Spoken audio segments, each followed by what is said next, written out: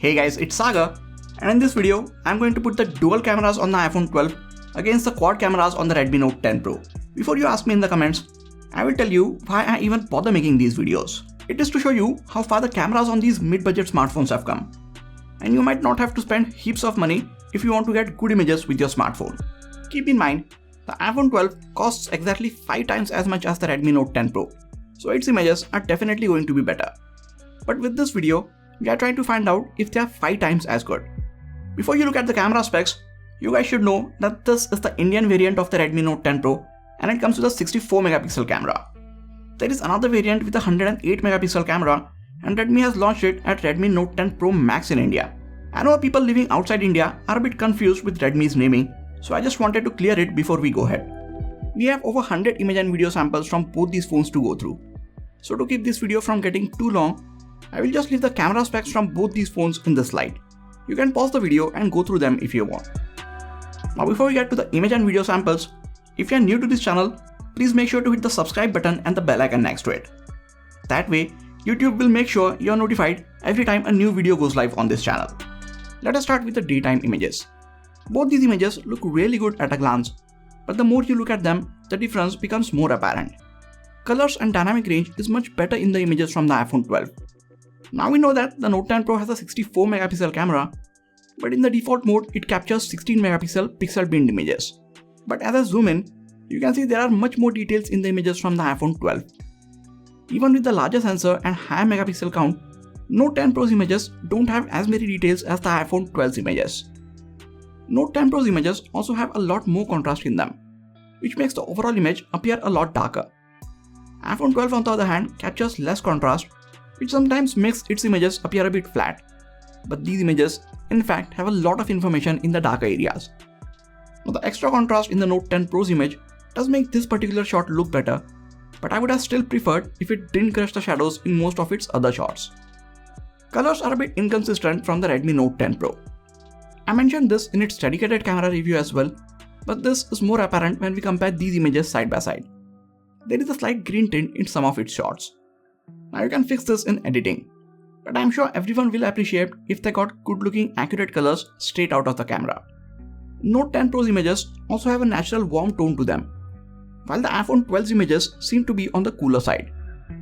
Since there is a bit more warmth to its shots, some of the images from the Note 10 Pro seem to be a bit more saturated in terms of colors, while colors from the iPhone 12 are more true to life and appear as they really were.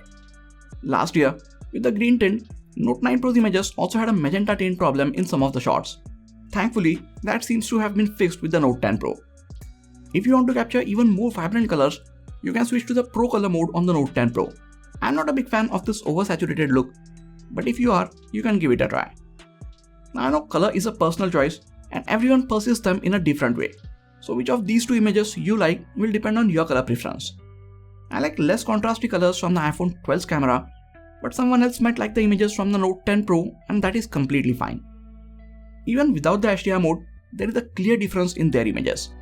Since the Note 10 Pro's images have more contrast, there seem to be less details in its darker areas. With the HDR mode turned on, its images are much better.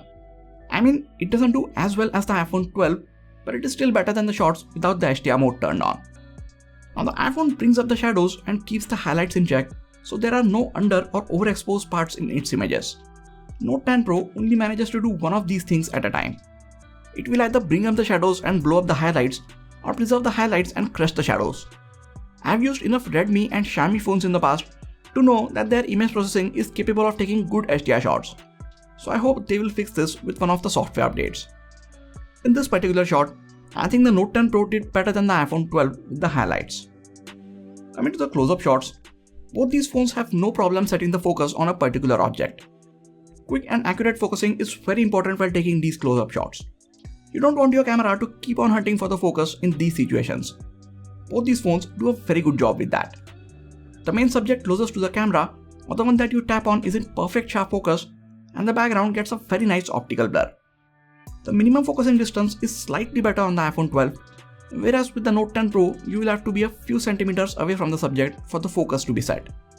That is not an issue, because when you need to get close to your subject, you can switch to the Super Macro mode on the Note 10 Pro, and it will let you take incredible macro shots like these. iPhone 12 doesn't even have a macro camera, so it is out of the race when it comes to taking macro shots. Just look at how incredible these shots look.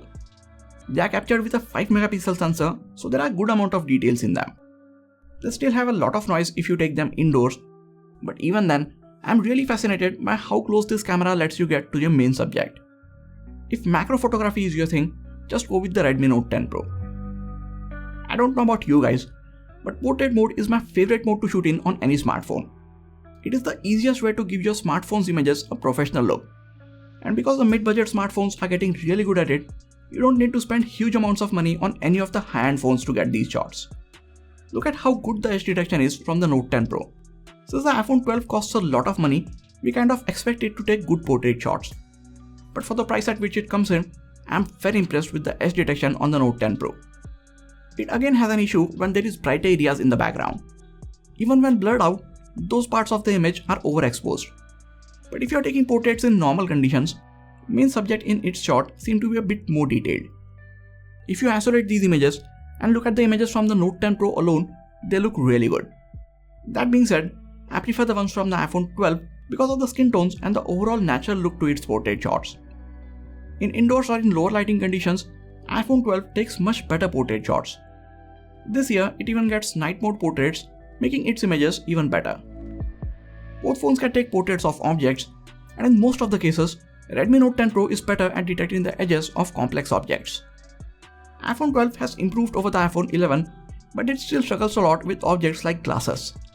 I like overall colors and the portraits of objects on the iPhone, but I prefer edge detection from the Redmi Note 10 Pro. If Redmi could lower the contrast a bit in all of its shots, these images could look so much better. Look at this portrait shot. A 16,000 rupees phone can get the straw right, but the 80,000 rupees iPhone still messed it up. In this one, both messed it up a bit because of the contrast on the straw and the complex background. Both the phones get an ultra-wide angle lens, which lets them take shots like this. Just look at how much more of the scene you can get in the shot with the wide angle lens. This lens is a few millimeter wider on the iPhone 12, so it can capture a wider field of view compared to the Note 10 Pro. This lens comes in very handy when you want to show scale of things or when you want to capture large architecture. It also comes in handy when you are in a small space and you want to capture a bigger scene, but there is no more space for you to move back. These wide cameras are not as sharp or detailed as the main camera, and you can also see quite a bit of distortion towards the edges of these shots. But this is not just with these phones. Due to the nature of the sensors and the lenses used in these ultra-wide cameras, almost all smartphones suffer from these problems. While colors are obviously more accurate in the images from the iPhone 12, this year Redmi has done a good job in matching the white balance and color temperature between these two cameras.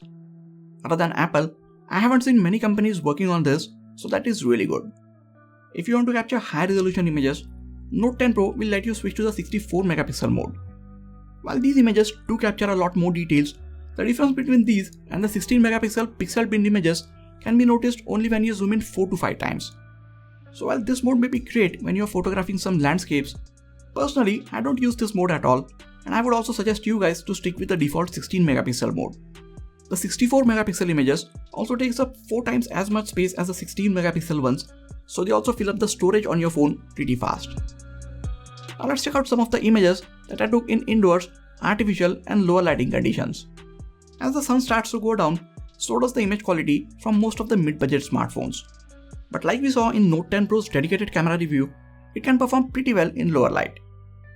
iPhone 12 has a very wide f1.6 aperture, which lets it capture more light in these situations. For the Note 10 Pro, Redmi's website says that it has a f1.9 aperture, but the EXIF data of these images tell me that it has f1.79 aperture, so that is what I am going to consider. Now, while its aperture is not as wide, Note 10 Pro definitely has a bigger sensor, so it should be able to gather more details. But when we zoom in, we see iPhone's images show more details. iPhone has optical image stabilization on the main camera, which lets it capture more light for longer time, and it also compensates for any small handshakes and makes sure that your images are sharp.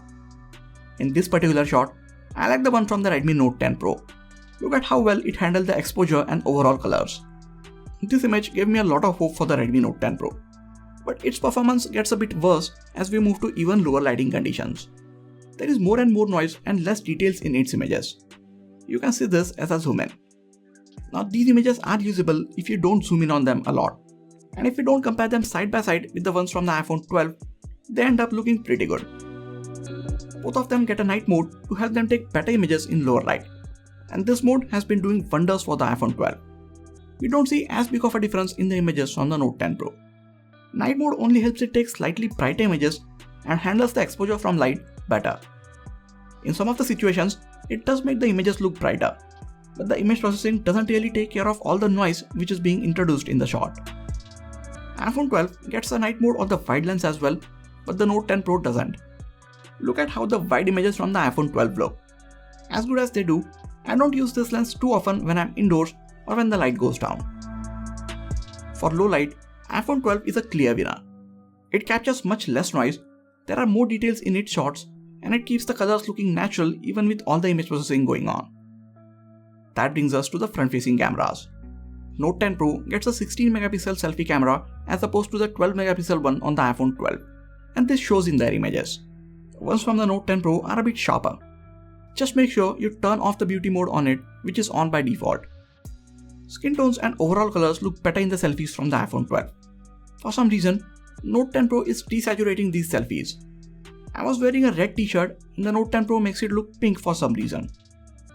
Both of them can take portrait selfies and the edge detection is equally accurate on both. There is a bit hard separation between the edges of your subject and the background on the Note 10 Pro, whereas there is a soft blur roll-off in the portrait selfies from the iPhone 12. iPhones have always had tough time keeping multiple faces in focus for the portrait selfies, but the Note 10 Pro has no such problems. Other things remain the same, like colors and skin tones are more natural in the images from the iPhone 12, and the Note 10 Pro desaturates the colors. With a bit of editing, you can make the selfies from the Note 10 Pro look really good. Here's a video from the front-facing camera of the Redmi Note 10 Pro and the iPhone 12. You can see how both these phones are handling the overall colors of the scene, exposure and stabilization when I'm walking around with them. 4K 30fps is the maximum resolution and frame rate that the Note 10 Pro can shoot at, and its 4K videos are not stabilized. iPhone 12 can shoot 4K videos at up to 60fps, and these videos do get electronic and optical image stabilization. 1080p 30fps videos are electronically stabilized from the Note 10 Pro. Now while they look good, just like its images, these videos from it also show a bit more contrast, so the shadows appear a bit too dark. That being said, if you shoot the videos in well-lit conditions, 1080p ones from the Note 10 Pro can end up looking pretty good. Now it is really hard even for flashy smartphones to compete with the iPhones when it comes to video recording, so I won't be too harsh on the Note 10 Pro because it can still get the job done with its electronically stabilized 1080p 30fps videos. For the images, we saw over 85 samples, and I think the iPhone 12 came on top in pretty much every scenario. But we knew this from the start. The real question is it 5 times better than the Note 10 Pro? I think it is really hard to objectify how much better it is, but in certain situations like in low light and the ones that demand high dynamic range, I'm afraid I have to say that the Note 10 Pro is not very good. I believe Redmi can improve this with software updates. We have seen them do this in the past. In most other cases, I think the Redmi Note 10 Pro did very well. If you are a casual smartphone photographer, you will be very happy with the Redmi Note 10 Pro. I am especially impressed with the super macro camera and edge detection while taking portrait selfies. But if smartphone photography is very important for you, and if you care about the things like how the colors and skin tones look and how the dynamic range is, iPhone 12 is the way to go. It can definitely give an entry-level DSLR or a point-and-shoot camera a run for its money. These have been my thoughts about the cameras on both these phones. But you guys saw the images too, and what do you guys think about their cameras? Let me know in the comments. That is it for this video guys. Please hit the like button if you enjoyed this video and subscribe to the channel for more quality tech videos like this. You can also check out some of the other videos from this channel. This has been Sagar, and I'll catch you guys in the next video. Take care.